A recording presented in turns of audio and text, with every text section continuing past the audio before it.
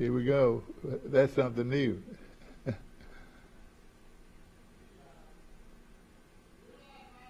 Good morning and welcome to Today in L.A. I'm Mike Amos and he's Coach John Summerhall, the new head football coach at Troy University, and he's here, Johnny, on the spot this morning. Good morning. Mike, good morning to you. I appreciate you having me. In fact, I caught you after you already had 3 or 4 drinks of coffee.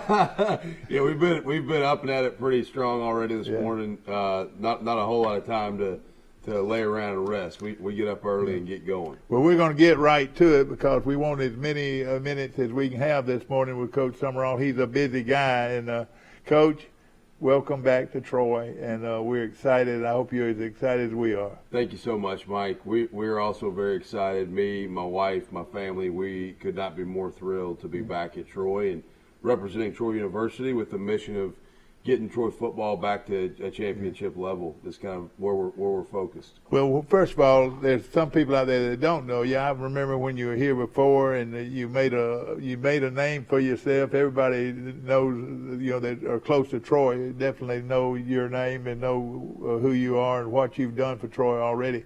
But do tell us from a sort of a ground floor, growing up in Huntsville and whatever. Yeah, so originally from Huntsville, Alabama. Went to Grissom High School there. My mom and dad still live there. Now, let me tell you, what I know about Grissom is it was the rich boys' side of town. Well, it might have been its one point. I don't think it is anymore. Well, what I would say is, I watched Grissom. Bobby Rhodes. Did that ring a road? Yeah.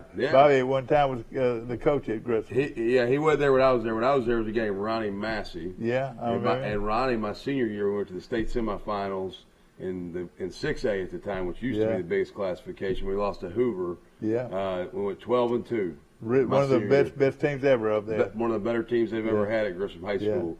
But nowadays the other everything's moved out towards Madison. So Bob Jones and James Clemens. Frank and all Sadler, he rang a bell to you. Frank, oh yeah, great man and good football coach. And I knew Frank well and really got to know Frank really well the last time I was here as an assistant. All right, well, tell us, of course, as a player, you were 3-time All-SEC linebacker, pretty good one. Yeah, well, I led the team in tackles my junior year. I don't know if they're all pretty, but they all got made. But so from Huntsville, went to University of Kentucky, played there in my college career, got recruited by a guy named Hal Mummy. Remember Hal and it's white towel. It always has towel around his neck. But so you were in with them after that, isn't that right? Yeah, so I went with Coach Mummy, and then I played for Guy Morris and for Rich Brooks, and then Coach Rich Brooks is who gave me my starting coach. I'll always remember the worst thing in the world ever happened to Guy Morris with LSU. Yeah. They went ahead and threw the ice on top of him, and the ball ricocheted off of a defender, and it was caught by LSU, and they won the ball game. It's the most agonizing defeat maybe in college football history. It was a big one, the Bluegrass Miracle. That was one that. Was you there? I was on that football team. I wasn't on that play, but I was in on that. I was on that team. You remember that? Too well. Yeah. I hate to bring up that memory. Of course, well. the team had already thrown the ice on him, but the play was still going on, and it ricocheted off of a defender, and LSU caught it for a touchdown. Yep, they caught it. Devery Henderson caught it in stride off of a deflection, and I hate to bring that up, but later on, you were on a team at Troy that beat LSU. We beat LSU here in 2017. My last season here as an assistant. Neil Brown brought me back to be an assistant here December of 2014. 2017 was my last season here as an assistant, and we had the privilege of going to LSU on their homecoming and getting a win. That had to be one of your biggest thrills in sports, I'd say. I know as a coach. It was a big one. It was one that you'll never forget. Yeah. Well, of course, you went into coaching, and tell us about where you've been and how happy are you back to be in Troy, Alabama. Yeah, so I got my starting coaching, like I said, at the University of Kentucky under Rich Brooks. He was the head coach. When I got done playing, he gave me an opportunity to become a graduate assistant. That was the key, wasn't it? That was the key. Coach Brooks gave me a start. Meet somebody. It's all about who you know in a lot of ways, isn't it, Coach? It is. And getting your start is so important.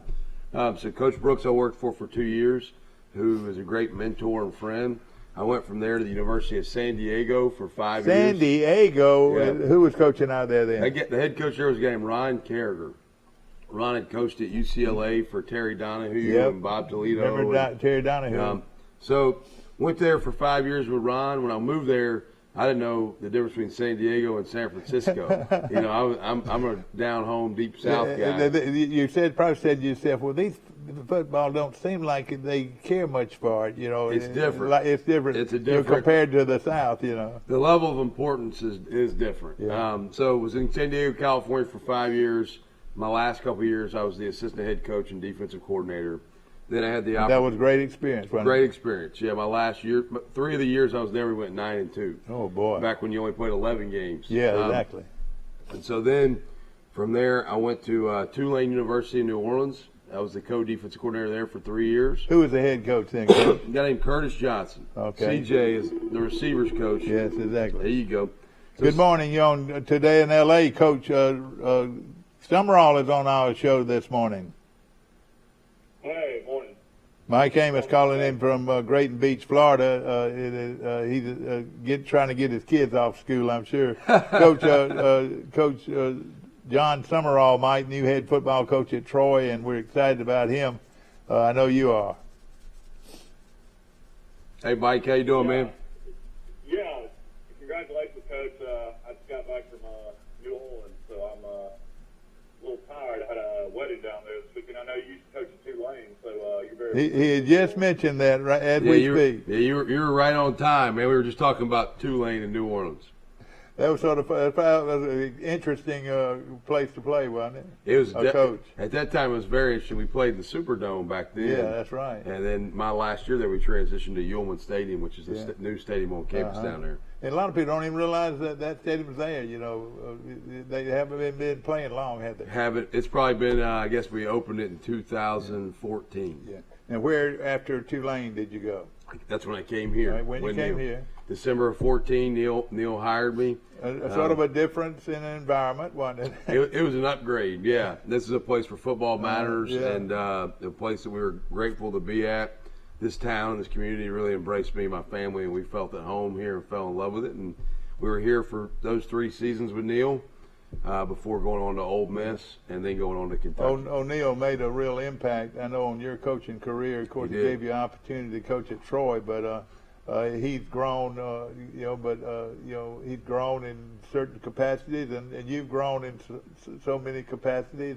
You're going to be now. Right after you left Troy, you went back to Ole Miss. We went to Ole Miss for a year, and was there for a year, and enjoyed my experience there. But then Coach Stoops at the University of Kentucky called me and said, "Come on back to your college football home at the University of Kentucky where I played." And so that was something I could not pass up. The chance to coach the position I played at the school I played at was something I could not say no to. And so we went to Kentucky, had a great run there, won 3 bowl games in a row the last 3 years, and I've had a good experience there with Coach. Have you kept up with what was going on at Troy, or what recently went on at Troy? And I mean, did you know what was going on? We've always followed Troy and pulled for Troy. Really going back to 2010, we stopped here in 2010 on our way to a wedding in Geneva County. Me and my wife did. And one of my good friends. Down in Hartford, Alabama. Yep. And one of my good friends. Geneva. Geneva, yeah. We're going to Geneva. But one of my good friends named John Schlarman was the O-line coach here. Love John Schlarman. And so John, me and my wife stopped in to see one day in December. And that was really my first experience with Troy football. So I've really been following Troy football since Tony Franklin and Neil Brown and John Schlarman and all those guys came here, because I'm friends with all those guys. So exactly right. It all goes back as we far. talked about on the show, Coach. You're one of 3 former Kentucky players that have now become head coach at Troy University or Troy State University. Pretty hard to believe. Charlie Bradshaw. Yep. Neil Brown, and now John Summerhall. Yep. No, that's a pretty good company to be in. Yeah. I did actually know that, because I know a lot of guys that know Coach Bradshaw well, and then Tell us about your relationship with Coach Slummer, a truly wonderful person. Yeah, so I met John when I was getting recruited to the University of Kentucky. John had just finished up his playing career. He was a great player, wasn't he? Really fine football player. He's offensive lineman, wore number 65, was an all-SEC player. The epitome of a tough, gritty, hard-nosed offensive lineman that was going to get after you every play. And so John, I met him when I got recruited to Kentucky. He became a graduate assistant there my first 2 years as a player. And so it was really more like big brother type relationship where he was an assistant coach and I was playing for him. And then they left. Coach Morrison went to Baylor. John went with them. Yeah. But just as time goes, you keep in touch with people, and I'd followed John's career, and then came here to watch him or see him in 2010. We both go different places during that time frame, and the next thing you know, I'm getting hired back at the University of Kentucky at the end of the 2018 season, and we worked together for a couple of years and have been very close and really enjoyed watching. Of course, he was at Troy during that time that you were assistant too. Were y'all here actually? We didn't coach here at the same time. No, John and I did not. Matt Moore was there. Yeah, Matt was our offensive line coach then. Good friends with Matt Moore. I'm great friends with Matt Moore. Yeah, Matt's a really good football coach. We love him. He's a good one. It all goes back to the Valdosta State. Yeah. All of this goes back, but you're a part of that legacy a little bit of the coaches that came through there. And that's right. It seemed like it's all a chemistry part. Yeah, if you're only a couple of degrees of separation away from just about every coach in this profession when you're in it long enough. And so a lot of those guys, we're all tied in, we're interwoven, and we're all connected. Well, of course. Coach, were you on the field during that miracle play by LSU when LSU beat? We just got through talking about that, Mike. Yeah. We talked about that just a while ago for about 3 or 4 minutes. Luckily, I wasn't on the field when that play happened. But, yes, I was in uniform and played in that game. And that was one that you'll never forget for as long as you live. Yes, it really is. All right, Mike, I wanted to talk to him about. And the crazy thing about it is they had actually dumped Gatorade on the coach already. Oh, yeah. Oh, yeah. I think there was as many people around the sidelines that were fans that had already cleared the stands, and Coach Morris got the Gatorade bath before the final horn went off. And that one will live in infamy, obviously. Coach, I know maybe you didn't know that you would eventually come back to Troy, but it was always something in the back of your mind. Yeah, I think you leave places, and sometimes when that there could be an opportunity to come back, and this was one when we left to go to Ole Miss from here. We enjoyed our experience. We believe in this place, the people in the program. And so when it presented itself, it was one of those situations. It was an easy decision to come back. And then Coach Stoops was a guy that was hard to lose. I mean, he turned this Kentucky program around, and really in the bowl game, he came back. That was a great win for y'all. That was a great win. Mark has been a tremendous mentor to me. I've learned so much from him. I enjoyed working for him every day. He's truly a hard-nosed coach. He is blue-collar, hard-nosed, and he don't take crap from nobody. But you're a lot like that, aren't you? I've got a lot of Coach Stoops in me. Yeah, we got a lot of similarities.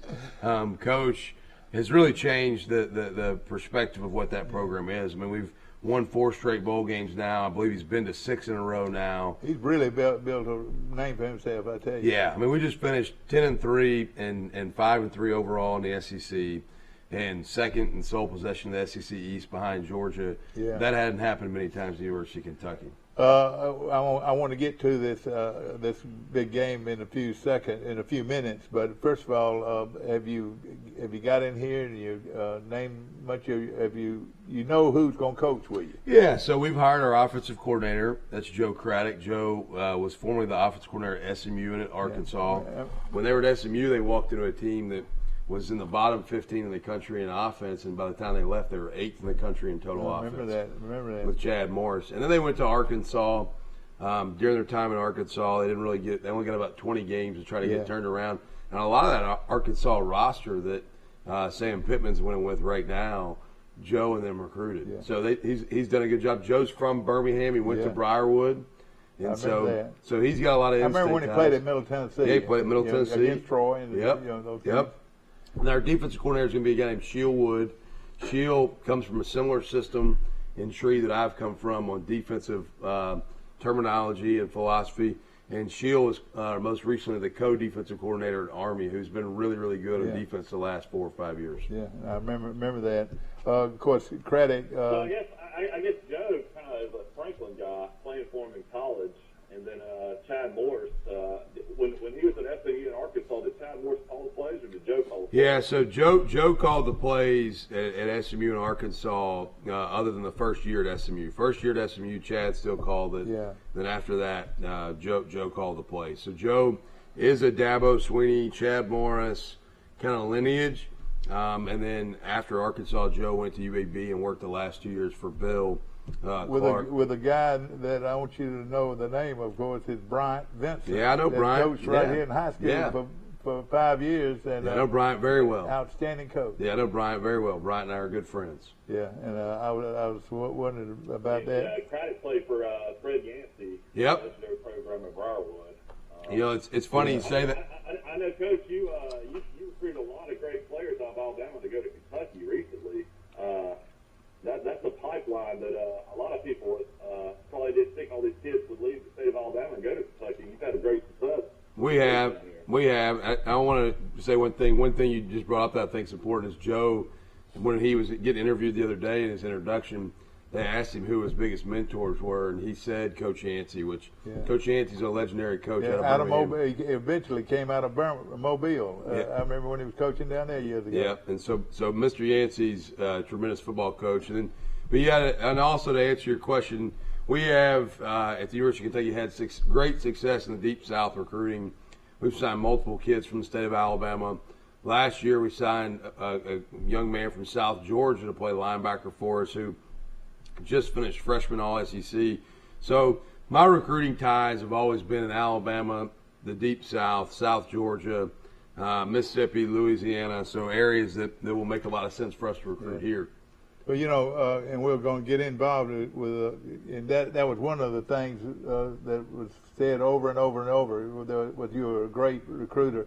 And like you said, you had recruited South Alabama. You know a lot of these coaches, and, and a lot of your coaches know coaches. And I met the coach used to be the Ross.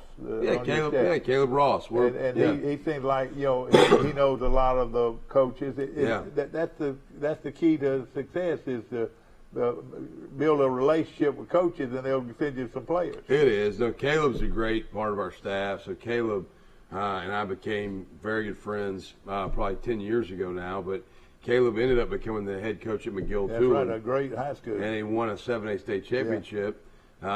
When I was here last, and I got Carlton Marshall to come walk on here. Did you get him? Yeah, so Carlton. Are you the secret behind Marshall? Well, Carlton, so I coached a young man named Nico Marley at Tulane that was Bob Marley's grandson. And Nico ended up getting into training camp with Washington at the time. And then I convinced Carlton, hey, I've played short linebackers before. I don't mind if you're not 6'3". And so we got Carlton to walk on here. Well, his head high school coach at the time was Caleb Ross. And so we, Caleb and I have known each other a long time. Have always respected him and how he's done things. And then he went from McGill-Toolen to Opelika, and Opelika to Prattville, where he's from. I met a young. So you coached Bob Marley, the legendary reggae. Well, I coached his grandson. So grandson. Yeah. Okay. So Bob's son is Rohan, who played at Miami with Warren Sapp and all those guys. And then that's right. And then I coached Nico, who was Rohan's son. And Nico was all of about 5'9", and was an all-conference player. And I ended up leaving to come here, but then a couple years later, Nico was playing with Washington in the NFL, and the linebackers coach at the time was a guy named Greg Minuski, who worked for me at Kentucky the last 2 years. Of course, recruiting is a bunch of it, and now it has changed so much, Coach. What do they call it, Mike? The transfer portal. Yeah. The portal transfer, Coach. That's another big part of recruiting. Which way are you going to go, with the high school route or the portal route? So we're going to build the majority of our roster through high school recruitment and development. I'm still a firm believer in, whether it be the transfer portal or junior college players, Exactly. You're supplementing your roster with those guys. So you're not building your entire roster around just taking those guys on. Oh, I understand that. But you do meet needs in the portal and that are junior college transfers that you have. So like if you are in desperate need of a certain position, the transfer portal is a great opportunity. There could be a offensive lineman from Kentucky that might be number 3 at Kentucky that could come here and be number 1, and that's part of it. And if there's a guy that can come here and start, we'll take him. So that's kind of where it's at. Is you're looking for immediate needs, guys that can walk in the door and help you that are maybe not in the position they want to be in where they are. All right, now that down what Coach Summerhall had to do is he had to come in and recruit his own guys. He's got to recruit the guys that are on the roster. That's exactly right. Yeah, that's a great point. With the current climate now, your most important recruits are your current roster. That's why getting Carlton Marshall and getting some other guys, Del Pettis, some of these other young men that maybe we're considering not returning, getting them to come back and play the 2022 season, those are as big a recruiting wins as you can have. No question about it. Now, then you got guys in the portal just for name, image, and likeness, trying to go to the highest bidder. Yeah. Luckily, you don't have to deal with that as much. Yeah, it's really kind of crazy, Coach, the way this is right now. Yeah, there is definitely this re-recruitment process with guys that are in the portal, and it's going to the highest bidder maybe at times, which can be very new, unique, and challenging for people to navigate how to handle it. And of course, Coach Poe and Bam and Coach Gary Banks. Banks are going to be here on board. Is that right? That's right. So the 3 on-field coaches that have been retained from the previous staff, and I've got a lot of relationships with a lot of those guys that were here, from the top all the way down on the last staff. But so Al and Bam are 2 guys that I had worked with previously, and then Gary is someone that I'd met. Like the more homework I did, I wanted to make sure we kept him here. He's a Troy player, and this place means something to him. And then we've also he was a great player. He was. Yep, and he's a phenomenal guy too. And then we're also keeping Rusty Witt as our head strength coach, who I think is a really important, isn't it? Is a really strong move. He's really good at what he does. The players respect him.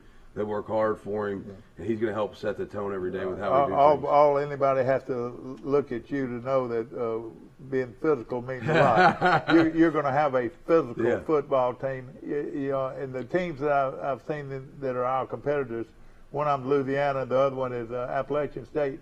The first thing I see is physicality. Yeah, they're physical. They play the game with a bad demeanor and bad intentions. And we go, hey, you're exactly right. And I feel like our team automatically with you as a coach, because you'll get down get down there with them, and that's the key. Yeah, no, we're not gonna back down from anybody. We're gonna take the fight to the people we play, and I'm not going to make any guarantees or promises on how fast we're going to turn this thing around, but I guarantee you our kids are going to know that when they put the helmet on, they take the field, we expect to win the physical battle every Saturday. And with that attitude, I really believe that it's going to make us very competitive right off the bat. I think we're going to get there quick. That's the plan. Are you excited? Very much so. We can't wait. Now, of course, you had some commitments during the first recruiting season, I call it. Yep. And how did we do there? We were good. So we kept 5 that had been previously committed to the last staff. We honored all those commitments. We added 1, a young man named Devonte Ross. So Devonte was a kid that we had signed at the University of Kentucky. Michael, you ought to know about him, do you? Yeah, I read about him. His highlight reel is pretty phenomenal, Coach. Yeah, he's pretty. Stuff I've watched, he's pretty talented. Yeah, seems like he could be a big-time player. He could be. He's a wide receiver from Cartersville, Georgia. Yeah. Same high school as Trevor Lawrence. And so Devonte is a young man who, for a couple reasons, his enrollment at Kentucky was delayed. And then I got Coach Stoops to release him from his national letter of intent right before signing day. We were able to get that worked out. And this was a big. He would have been a big name for Kentucky too. Yeah, he was a kid that Kentucky had already signed once, was going to re-sign, and so we got him. And then there's a couple of guys that just as of yesterday, we've had some young men on campus that are our transfer portal guys. we got a couple guys who are committed to other people in our conference. Yeah. They've yesterday decided they're going to come here instead of going to places that we play against. You take pride in being a recruiter, but you'll also keep your eye on coaching linebackers a little bit too, won't you? Yeah, I take pride in everything we do. I think whatever you do, you need to be the best you can be at it, and whether that be coaching linebackers, recruiting, coaching special teams. Now in my new role as head coach, I'm going to be coaching the whole team, obviously, and coaching the coaches as well. Of course, one of the most important. I'm one of these big up front guys. Be strong up front defensively and strong up front on offense. Now you have not released it yet, but you feel like you've got your offensive line coach in. We do have our offensive line coach and our defensive line coach hired. One of them will be here today. The other one will be here tomorrow. They have not been formally announced. They will be coming really soon. But I think both those hires are going to be well received and well respected by what those guys have accomplished and what they're about.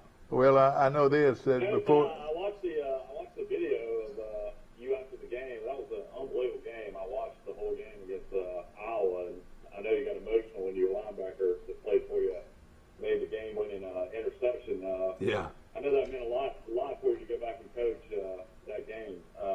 That was a pretty special moment that they captured interviewing you after the game. It was. They caught me at a vulnerable time. So DeAndre Square has started for us the last 3.5 years there. I remember him. He got hurt in the third quarter on punt team, and they didn't think he was going to be able to go back in. The trainers came and took his helmet and said he's out. He can't play in the rest of the game. And then he came to me in the fourth quarter, and he had his helmet on, and he put his arm around me and said, "Coach, I'm going in." And I said, "Man, they just told me you're out." And he goes, "No, Coach, I'm going in." And he could barely walk. I mean, he was hobbling. Yeah. Comes back in the second to last drive of the game when we're down 17-13. And is a part of 2 of the 3 tackles to go 3 and out, get the ball back for our offense. Yeah. Our offense goes down and scores to take the lead 20-17. And then Iowa's driving. We're up 20-17 to try to kick a field goal to tie the game and make it to go to overtime. And Square limping around out there gets the interception to close the game out, which for it to finish that way was very rewarding for all of us, and very proud of that young man of how he fought through things. I remember Damian Square. Is that him? Damian Square played in Alabama. That's what I thought. Yeah. Coach. Was that hard to do both, Coach? I know Dan Lanning's doing it at Georgia right now, defense coordinator at Georgia. Yeah. Move on to be the head coach at Oregon after the game tonight. Dan and I. Hard situation. Yeah, it was challenging. Dan and I are really good friends. Dan, both defense coordinators in tonight's game, Dan Lanning and Pete Golding, I'm real close with both of them. And so Dan and I we've talked several times the last couple weeks, and I think Dan, I kid around with him that he's probably got an easier job to do both jobs because he's got more support staff at Oregon than I do here at Troy. So he's got an army of people that he can tell them, hey, I need you to do this, this, and this, and they just do it. But Dan's doing a good job, and yes, for me it was a lot. I think the most important things we're focusing on what really matters. Don't get caught up in things that don't matter. Which means coach your players, recruit your roster, know the kids on your team, and don't get lost in doing everything right now. And people out there got to understand this portal is nothing wrong with this portal. It's part of the rules. And then and recruiting. A quarterback out of Brantley, Alabama is also important. A guy named Tucker Kilcrease. Yeah, we're very excited about Tucker, a homegrown guy. Yeah, that's right. Comes from a Troy family, a great kid. Yeah. The kind of kid that's like whatever he does, he's good at it. Yeah, he can pick up a golf club or a tennis racket or a football or a basketball or a baseball, and he's just he's a competitor. Coach, I know you're busy getting, ladies and gentlemen, his house, he's trying to move from Kentucky, but he's been in a snowstorm. Yeah. You've had a real problem with that, haven't you? My poor wife, yeah. So my kids are in North Alabama with my in-laws and my parents going back and forth. And my wife just got out of Lexington yesterday, and the truck did too, I think, on Thursday when the truck was supposed to leave, they got a snowstorm. Oh, boy. So the Troy equipment truck's been sitting out front of my house for a couple days. But been pretty funny. But So it's all they'll get here when they get here, but there's busy trying to move in a new house. But it's got to be exciting to you. You're 40 years old, Coach. I'll be 40 this year. Yeah, I got a couple more months at 39, but yeah, I'll be 40 this year. When does spring football start? Yeah, so we'll start middle of March, and spring game will be mid to late April. We're working through the calendar right now currently, but it'll be middle of March. And then That'll be a lot of fun. It will be. It will be. We're excited about that. You think college football will ever see where a spring game will be against other competitions? I could see that. I could see that potentially happening. Yeah, I think you could see having like an exhibition in the spring. Yeah, I could see that coming at some point potentially.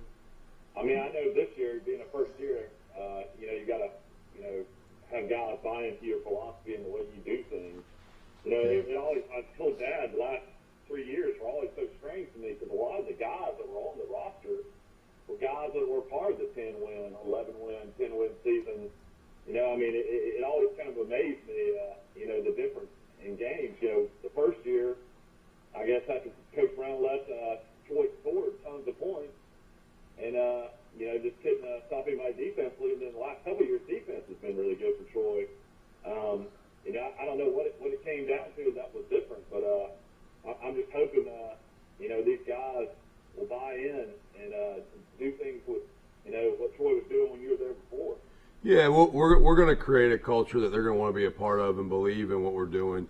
I think so many times in college football, the difference between being really good and not being really good is winning the close games. Let me ask you this. I got to ask you this because so many teams are going to it. Are you going to a three-man front? Yeah, we've been on defense. We've been a three-man front at the University of Kentucky the last 3 years. We're a 3-4 team. Yeah. We'll be a 3-4 team in nature here in some regards, but it'll be. Everybody thought that guy at Arkansas was crazy, didn't they? Oh, I talking about Barry Odom. Yeah. Barry. We were talking to Barry a lot when he was first doing that because we had already been doing it. We've been. Mark Stoops has been 3-4 since probably 2014 when he first went to it. If you got three great linebackers, you can do it, can't you? Yeah, it's really depends on how you're playing the game. Some people line up in 3-4 and don't move. Yeah. Some people line up in 3-4 and move a lot. We'll be somewhere in the middle of those two philosophies. Well, I know it's exciting. Big game tonight. The offensive coordinator at Kentucky did a great job. The guy they brought in from the pros. To get hired by Stoops. Yeah, Liam Cohen. Liam and I are great friends. He actually bought my house. He's a real good friend. Yeah, he bought my house in Lexington, so he did me a favor there by getting that off my hands.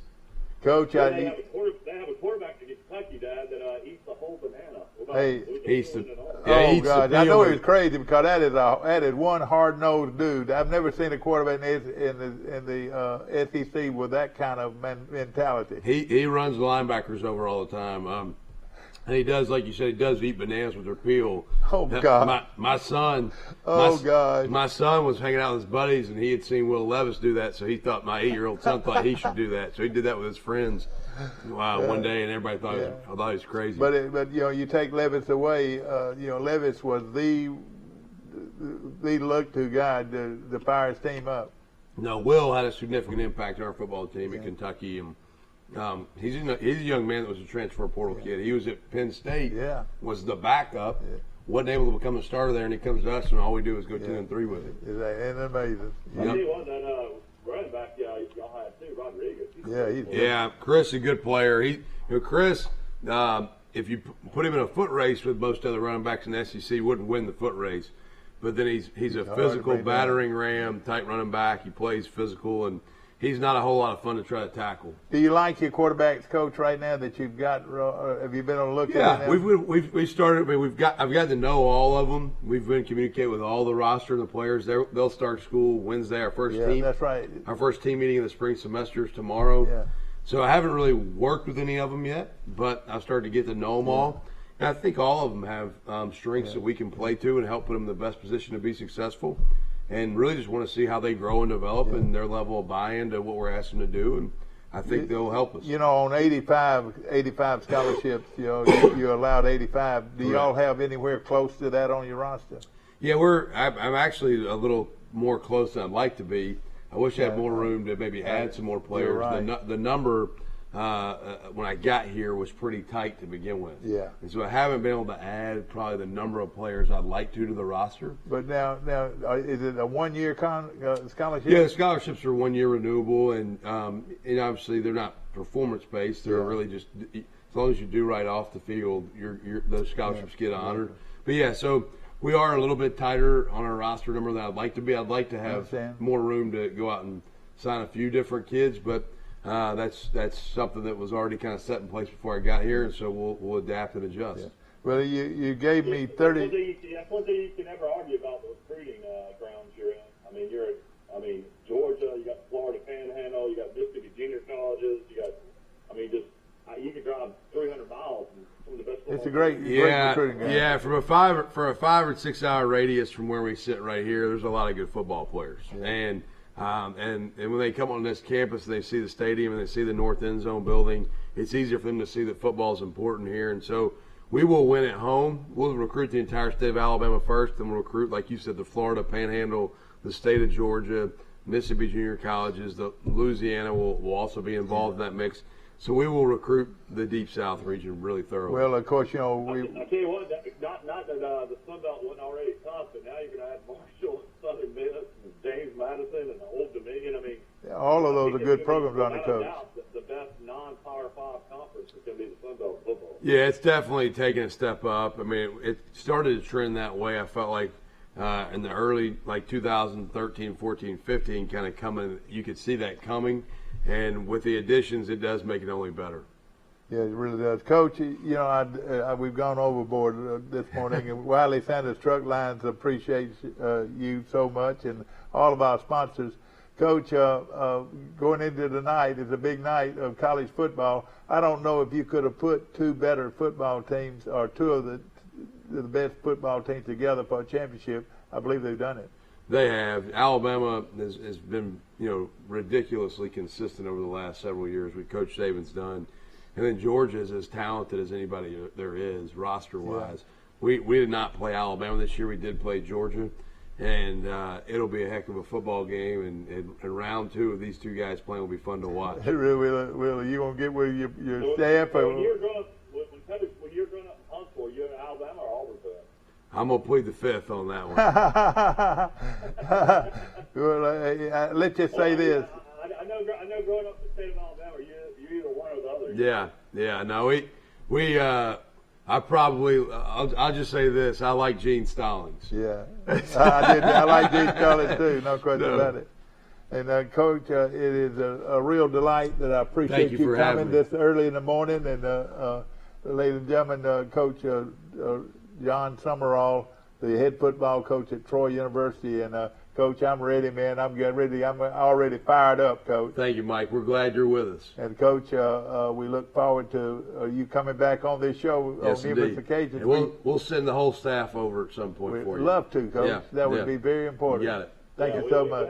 We had Bam on before this season. He came on. Got it. We love all the coaches coming on the show. Yeah, we'll have everybody come over at some point. All right, thank you so much, Coach. Appreciate you. Good luck to you. God bless y'all. Ladies and gentlemen, Coach John Summerhall, the new head football coach at Troy University. He's got other places to go. We appreciate him so much. We'll be back to more of Today in L.A. right after this.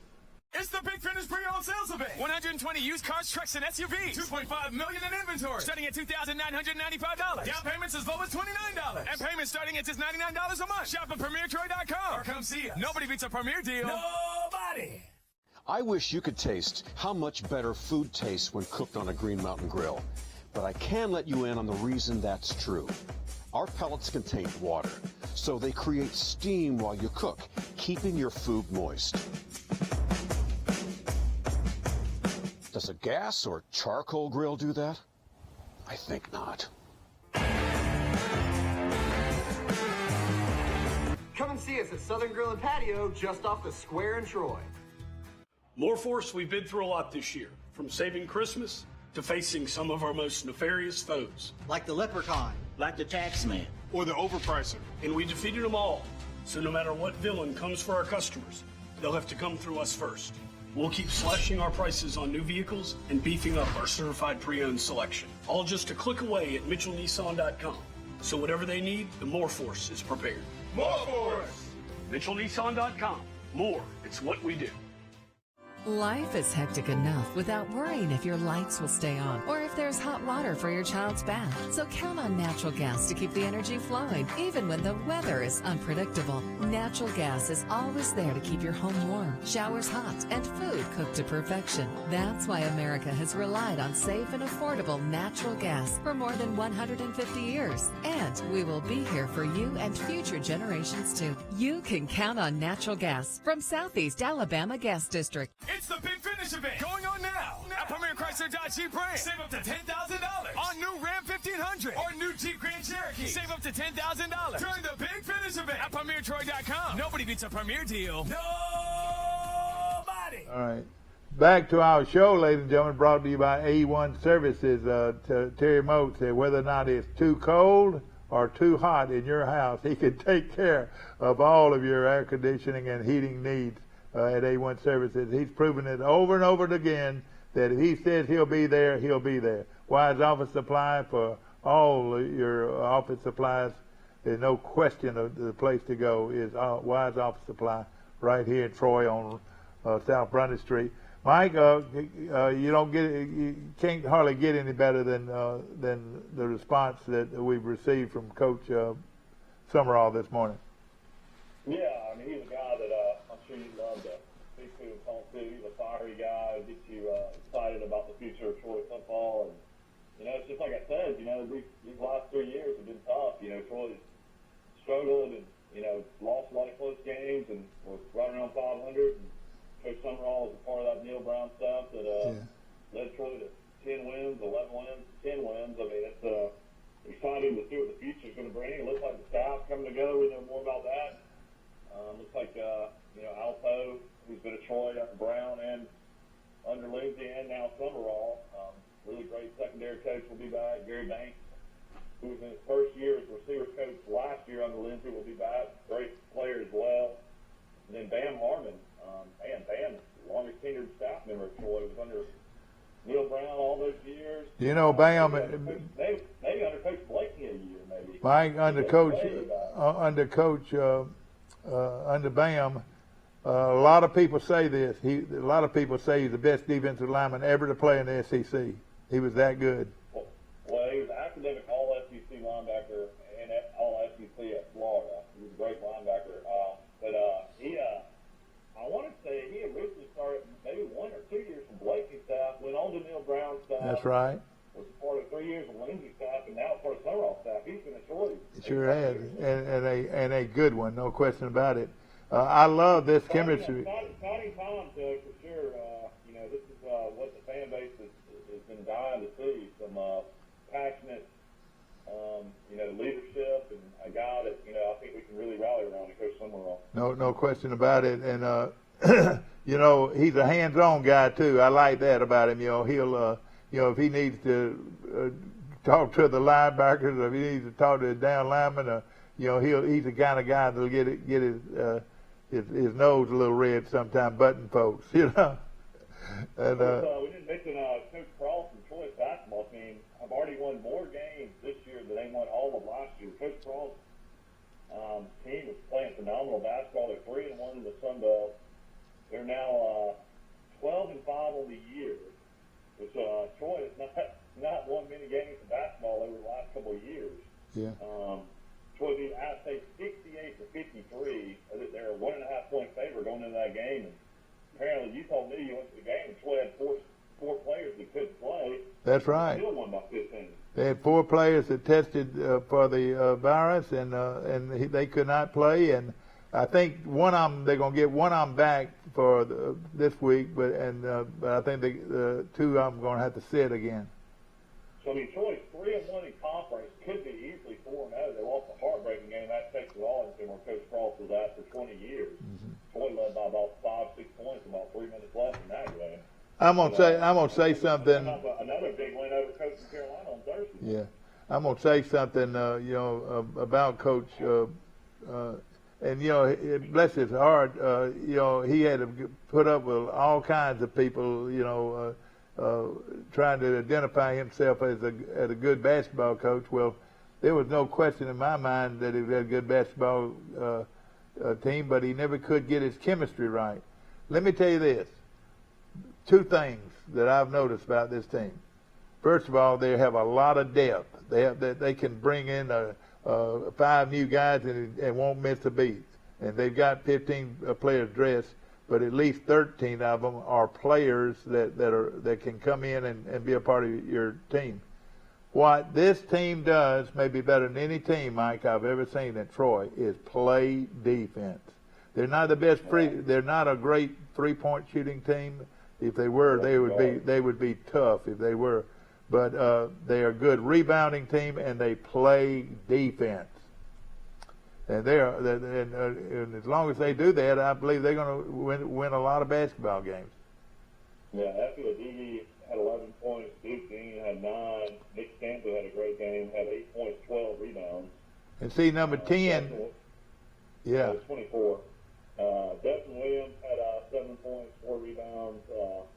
Kagan Leffers has come and played really good the past couple of games. Guy out of Texas hasn't played much the whole game. He scored 14 against Coastal. There's a number 15 that I have not seen him play all year, and I want to say there's a number 12 that not.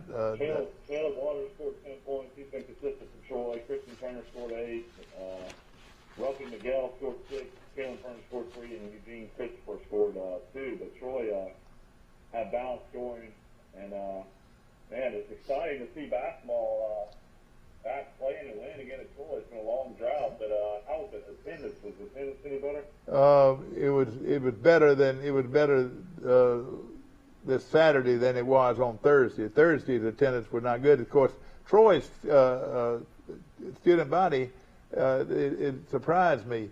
They got an extra week than they normally get, and so instead of starting back to school on the 4th, they're starting back to school on the 11th. I think that's right. Oh wow, that is a long break. So and that's starting back to school. Want to mention again. The women's basketball team is 12-5 as well. So they're still playing great basketball under Coach Rigby, which is exciting to see. They won 91-80 on Thursday, and then their game against App State on Saturday on the 1st was canceled. Then they won at Texas State 96-73, and they beat Arlington 59-48. So they're playing really good basketball as well. Okay, of course this is a Monday, and of course the Wiley Sanders show comes on. I guess we need to pick our winners here in a little while. Yeah, I've got them. I've got them out. I've got them out here this morning, and I don't know exactly how they. Do you know how they all ended up? Right now in Vegas, Georgia -2.5, over under 52.5. That game will be on ESPN tonight at 7 o'clock. Of course, Alabama's already won the first matchup in the SEC championship game by 17. So, be interesting to see. Mike, this is going to be. I tell you what. Where all the money goes later today, there's a lot of big, heavy money bettors out in Vegas that have put tremendous money on Alabama over the last couple of days. I was reading. Well, all right. What it went from 3 to 2. Alabama's a 2-point underdog. 2.5. 2.5. It went from 3 down to 2.5 because of the big money guys off Vegas taking Alabama. So. Yeah. It'll be interesting to see where it ends up tonight. It could go as low as 2 is what I was reading. But I tell you what, though, Georgia scares me to death because they've got a chemistry-wise. I don't believe Alabama can stand up to them as far as quality of players. Well, Alabama's got the X factor with Bryce Young. Austin Trophy winner, a quarterback. Yeah, but I still say though he's not a big guy, and Georgia will try to knock him out of the game, Mike. They'll try to knock him out of the game. Yeah, but I don't know. I mean, I think Alabama will get rid of the ball so quick. I think he's released and going to get rid of the ball. I mean, I'm sure Georgia will try to blitz more. They didn't blitz a lot in the first game. They'll try to put pressure and take more shots. The key to this game is can Brian Robinson be the Brian Robinson? Exactly right. If Brian Robinson plays like he did against Georgia in the playoff game Cincinnati. Yeah, no, excuse me. As we played against Cincinnati, I think Alabama can win.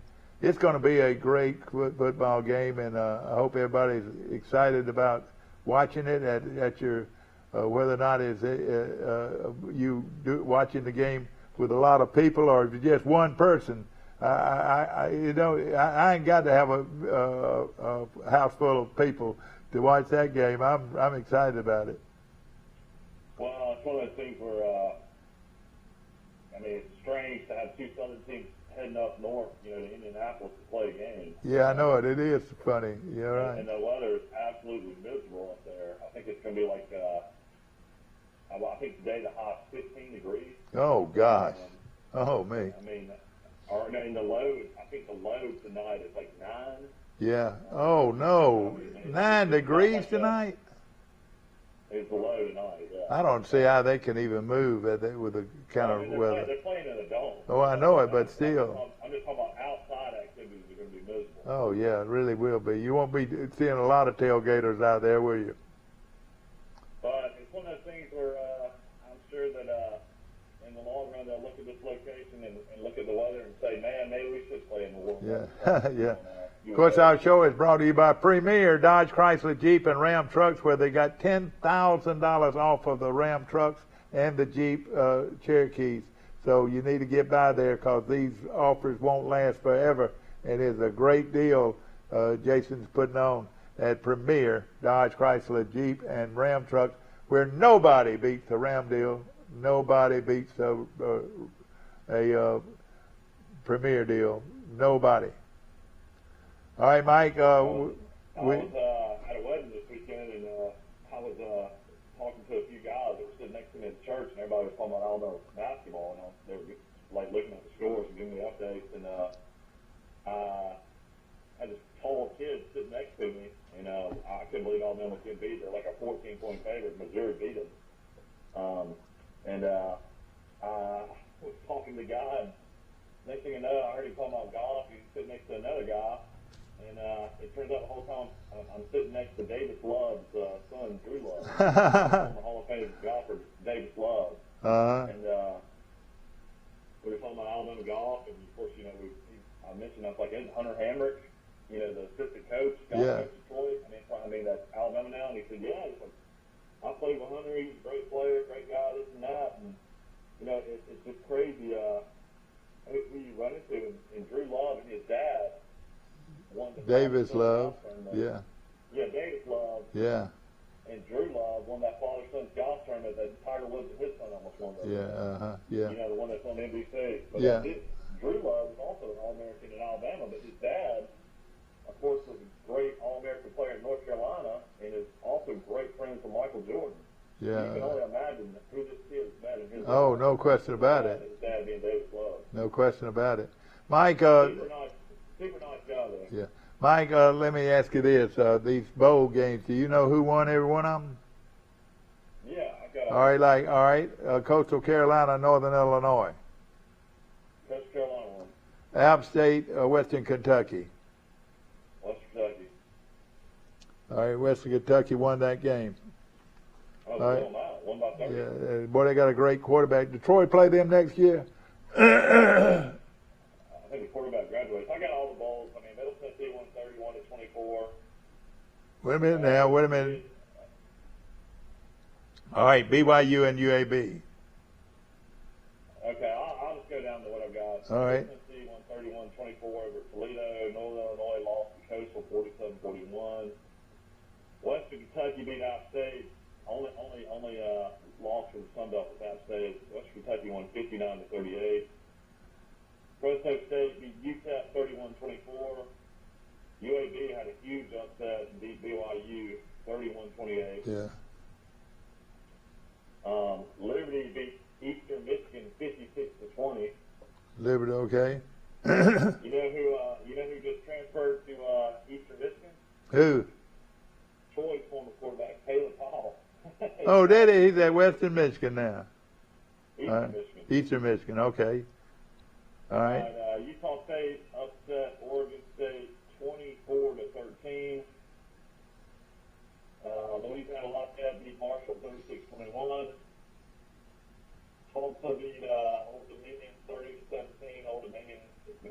Belt Conference. Wyoming 52, Penn State 38. San Diego State beat my team, University of Texas San Antonio 38-24. Army beat Missouri 24-22. Miami, Ohio beat North Texas 27-14. We're recapping the bowl season. Into Florida, Justin Vaughn. His new offensive coordinator will be Chip Lindsey. Central Florida 29, Florida 17. Sunbelt School, Georgia State 51, Ball State 20. Western Michigan 52, Nevada 24. Yeah. Then the Auburn Tigers lost 5 in a row at the end of the season. Houston 17, Auburn 13. Air Force beat Louisville 31-28. Shocking score here, Texas Tech 34, Mississippi State 7. Mississippi State was a 10.5-point favorite and got beat by 27. Yeah.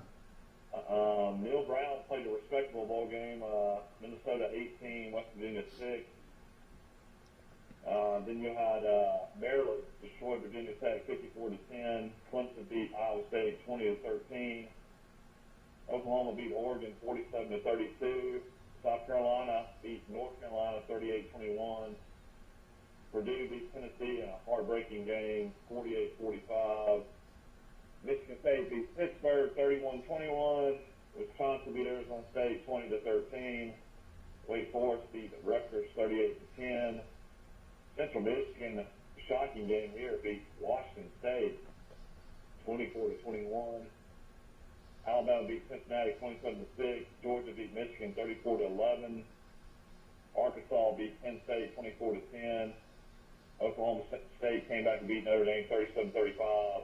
Kentucky came back and beat Iowa 20-17. Ohio State beat Utah 48-45. Baylor beat Ole Miss 21-7, and then LSU got killed by Kansas State 42-20. And the big one tonight is Alabama and Georgia. And ladies and gentlemen, you've heard what had happened before now. Now it's what happens tonight. It's seven. Curry Smart is 0-4 against Saban at Georgia. Georgia now has lost 7 in a row against Alabama. Something's going to give, I would imagine.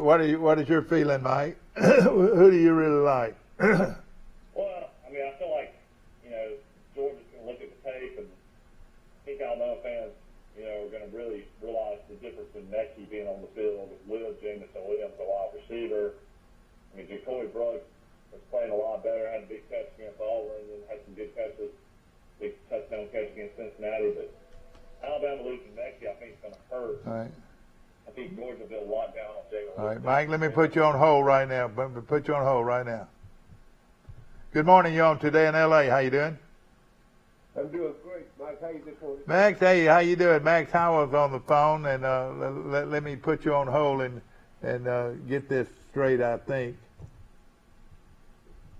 All right, there we got both of you. Mike, you're on the line, and Max Howell's on the line. And Max, glad you called in. I had John Summerhall, the head football coach at Troy, on my show earlier.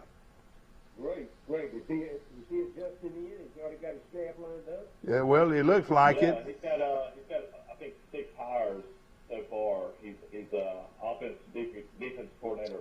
Both names have been released, and then 3 other names were released today. He's got a line coach that's got a that he cannot mention right now.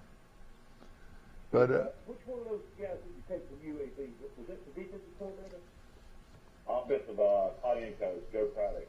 That was at SMU and Arkansas. He was at SMU and Arkansas under Chad Morris.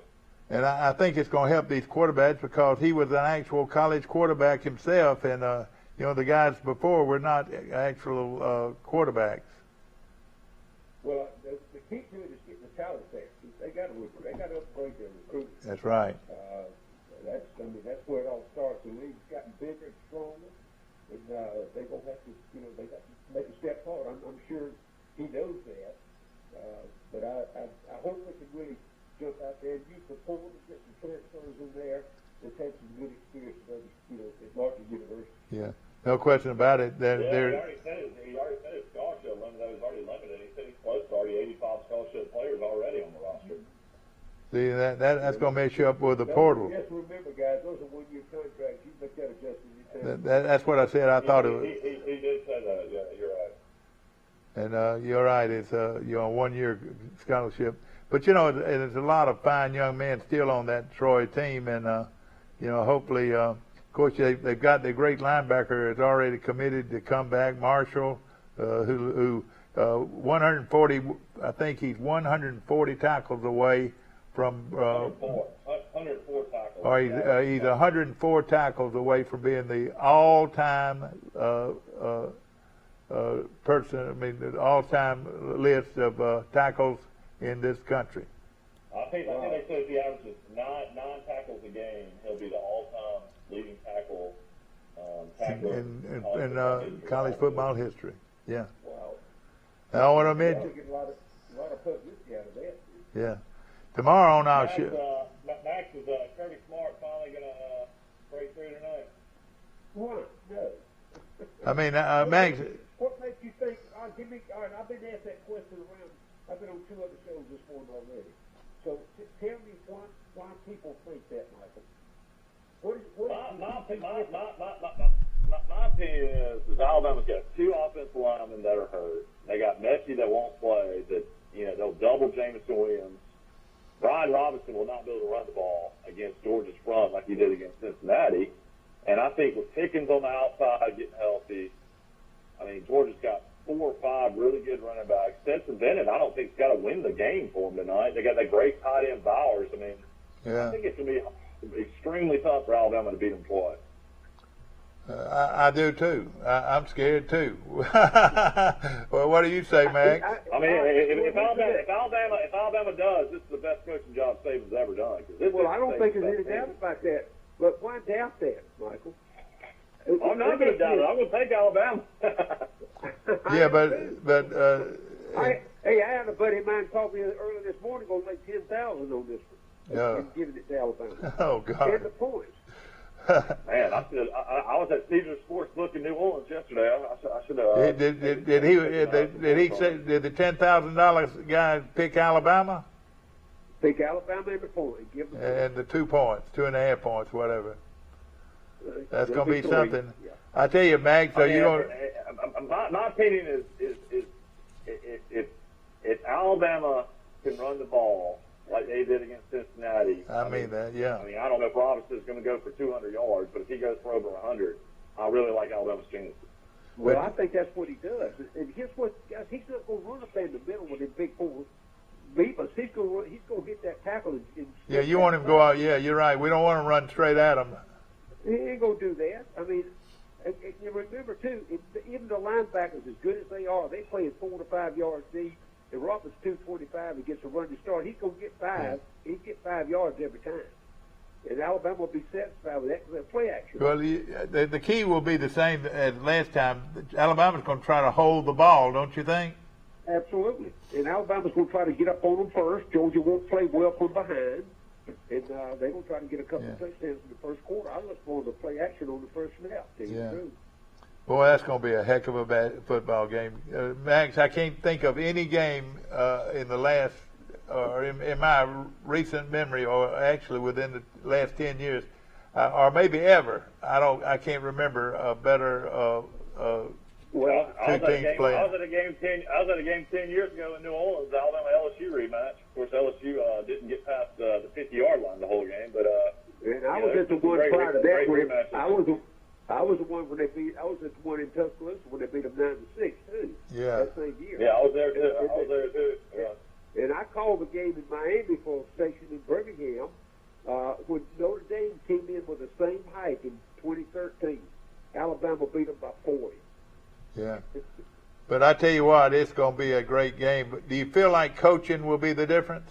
Absolutely, no doubt about it. And, that's why I take Alabama over anybody in the country right there. But again, Georgia is, they're going to be physical, a lot more physical than they were the last game, don't you think? Why? Yeah. Well, they're mad. They're upset that they didn't play as hard. All right, now listen to this. I've heard, I heard all those big old linemen say, man, they in better shape. How you go get? Here's what I ask you. You ever seen a 385-pound marathon runner? No. No. Well, the difference is you can't, because of his body style, those big linemen, you can't get in any better shape. Yeah. And they go run from side to side. Yeah. And, and that's the same difference why they don't have 6'5" cornerbacks. All right. Now, another thing I've said, Max, and I want you to hear this, and you know all about it. It's very important to how Georgia is going to be able to substitute. If Alabama keeps the ball, they can't substitute. Isn't that right?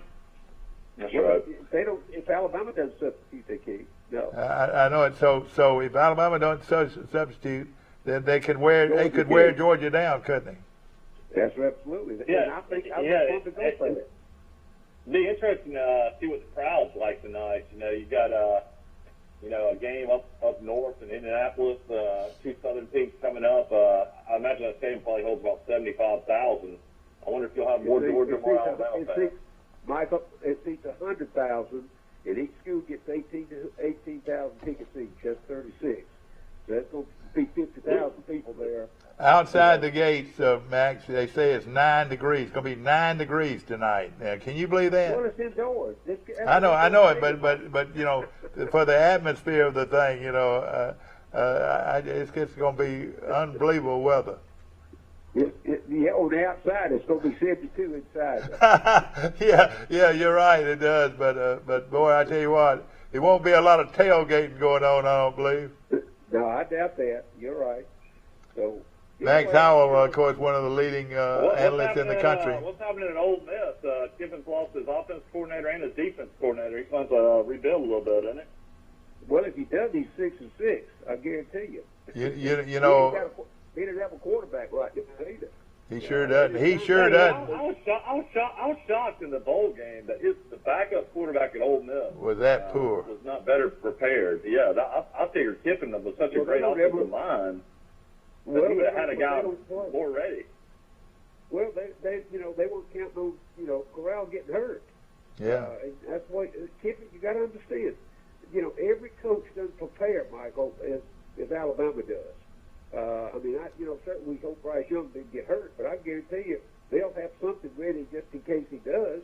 I think they're going to move the pocket on him. But Ole Miss, Lane Kiffin just basically, went with his starting guys the whole time. Remember, he moved Plumlee to wide receiver, didn't even play him on a regular basis. Plumlee's transferred to Central Florida now. He'll be at Central Florida, and Chip Lindsey, the former Troy coach, will be his quarterback coach. So isn't that hard to believe? Who is that now? Who? You mean for Georgia? The Georgia? John Rice Plumlee, the great baseball player. Oh yeah. He's like a super fast kind of option quarterback for Ole Miss. Is transferring to UCF. He's going to play baseball and football, and then Chip Lindsey is the new offense coordinator at Central Florida. Boy, yeah, that is something.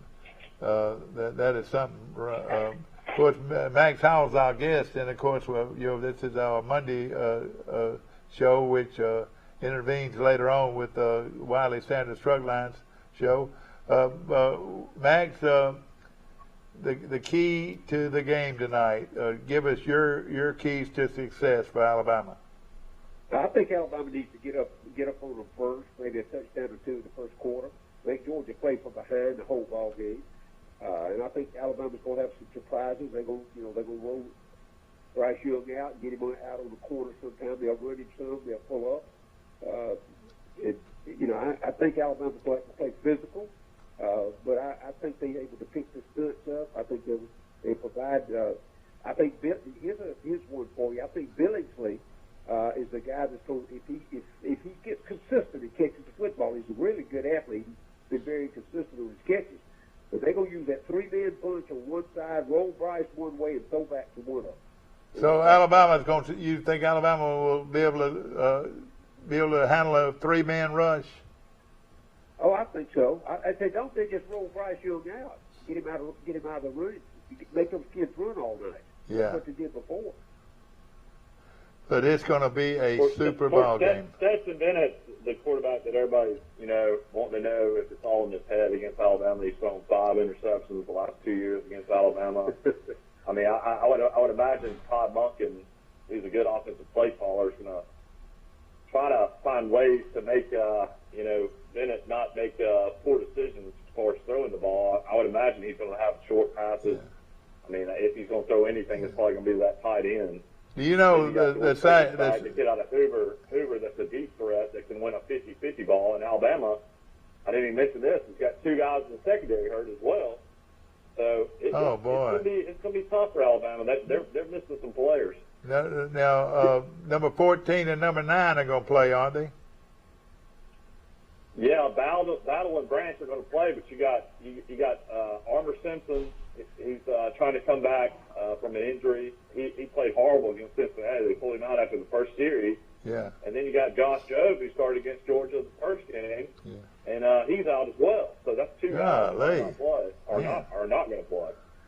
And now, Max, you know something's got to give there. It's called coaching, Mike. Well, you guys act like that's only players Alabama's got. I know, but I'm just saying though. I mean, Alabama is a different team as far as personnel than they were the first time against Georgia. They do have injuries. I understand that, but the fact is the coaching's going to be superior to the other side. Yeah. Just trust me on that. Max, I'm interested in this. So if you think it would have been, say Cincinnati would have played Michigan or Michigan would have played Alabama, what, do you think those scores would have been pretty much the same? Yeah, probably so. I think Alabama would be they'd have won of either the 3 they had to play. Play if they had played Michigan, they'd have won that ball. You think Cincinnati would have beat Michigan?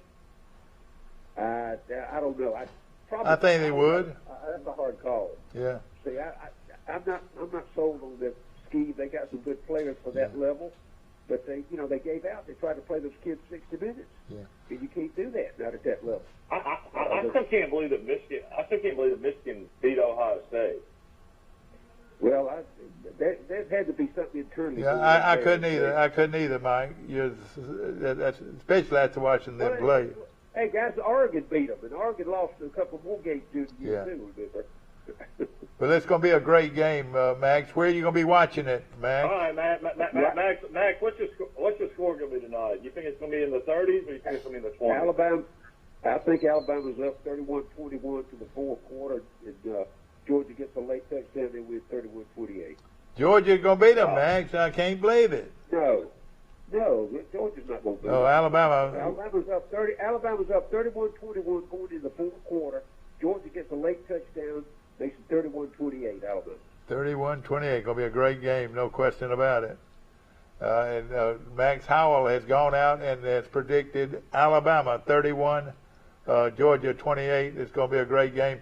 Where are you going to watch it, Max? You going right in my den by myself. You know what? I'll fix it to tell. I said that earlier. You don't need a bunch of people to be around. Nope. You just sit down there and wait and watch a classic. No doubt. I can't watch a big game with a lot of people. I can watch it with my wife and my brother-in-law in town. Well, let me just say this. Michael, I don't have either one of those, so I'm in good shape. Oh God! I tell you what, we appreciate you calling. I just got back from a wedding in New Orleans, so I'm in bad shape. I'm trying to get back to normal. Yeah. But, of course, Alabama's Real Estate Connection, call Carol Amos at 672-0100 for all your real estate needs. And also Sam Judah at Circle Insurance in Ozark. All of our sponsors, Wiley Sanders Truck Lines Incorporated. His show's coming up right after this one, where Wiley Sanders is one of the outstanding trucking companies in America. Jeffrey Bennett's going to be bringing a program. Trucks everywhere I go, all over the country. I know it. I do too. No question about it. Mike Amos, give your prediction. You've already heard Max's. Give your prediction. I'm going to say Alabama pretty similar. I think it's going to go back and forth, and I think Alabama finds a way in the end. I'm going to say Alabama 27-24 in a 27-24, and then I will go out on the limb and I will take the University of Alabama 35, the Georgia Bulldogs 31 in a classic. I think so. I think it's going to be everything indicates that's what what's going on right now, guys. Well, Max, I appreciate hearing from you, and of course I'll be excited to hear from you tomorrow if we can. I'll call in the morning. Yeah, we only go to 8:15 on Monday, Mike. Yeah, just on Monday, so we'd love to have it. I've also got the cheerleader coach for Troy University Cheerleaders. Will also be on a show, and the coach had this group going to Orlando for the World Championship or National Championship of Cheerleading. Have a great day, and we'll see you tomorrow. Thanks, Sarah. All right, guys. Thank y'all so much. Thank you, Max. For more on this stunning victory, let's head down live to Coach Dr. Hyundai on the field. Dr. Hyundai.